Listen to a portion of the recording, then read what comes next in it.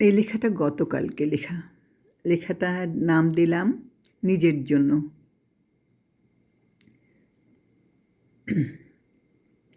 কিছু রাখা নিজের জন্য গচ্ছিত, নাকি সব তাদের জন্য দেয়া?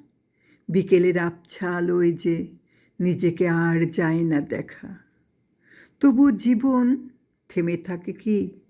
চলতে হয় বাধ্য হয়েই। এ কেমন নিয়ম নীতি প্রভু? নিজেকে হয়নি চেনা। দারুণ কারুকাজ জীবনের। কেউ পেয়ে হারিয়ে ফেলে, কেউ না পেয়ে খুঁজেই চলে। এমন জীবনের অঙ্ক। কেন যায় না নিজেকে চেনা? কেন কিছু মনের রং সবুজ?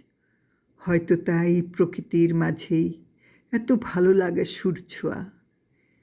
কেউ বোঝে না, বোঝার ভান করে, এলোমেলো কথা ভালোবাসে। কেউ আর অপেক্ষা নিয়ে থাকে, যদি এসে সে ডাক দিয়ে যায়। নিজেকে হয়েছে চেনা কেমন?